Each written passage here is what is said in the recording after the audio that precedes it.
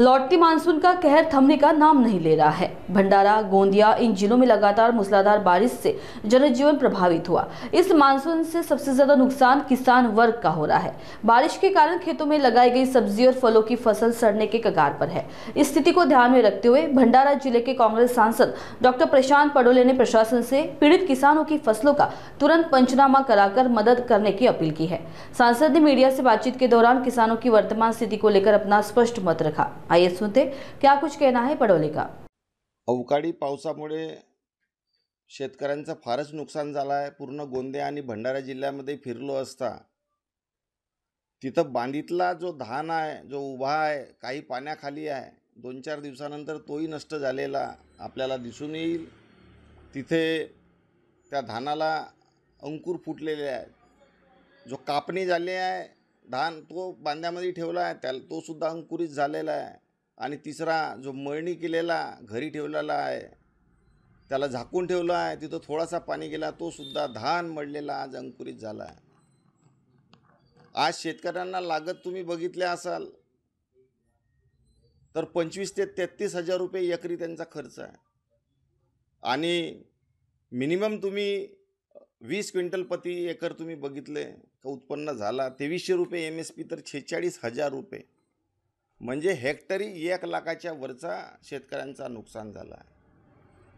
आज त्यांचं समजा प्रॉफिट 15 ते 20 हजार एकरी तुम्ही पकडलं तर प्रति दिवस 41 ते 51 रुपये हे त्यांची इन्कम आहे साहेब। शेतकरी अन्नदाता आहे, या देशाचा बॅकबोन आहे आणि फक्त प्रति दिवस 51 रुपये तो कमवतोय साहेब। काय करणार आहे 51 रुपयामध्ये तो? कसं आपला घर चालवतो आहे आमचा अन्नदाता, कसं तो आपल्या फॅमिलीला सुरक्षित ठेवतो आहे, कसं आपल्या मुलांना तो शिकवतो आहे, याचं लक्ष शेतकरी गव्हर्नमेंटला सरकारचं लक्ष तिकडे गेलं पाहिजे। हाच एक उद्देश ठेवून तो भाष्य होतं। त्यांच्या ज्या वेदना आहे, त्यांच्या ज्या व्यथा आहे सांगण्याचं काम फक्त मी जनप्रतिनिधी या नात्यानं केलं आहे की सरकारचं लक्ष या गोष्टीकडे जावा का आमचा शेतकरी कसा हवालदिल झाला आणि कसा जगतो आहे।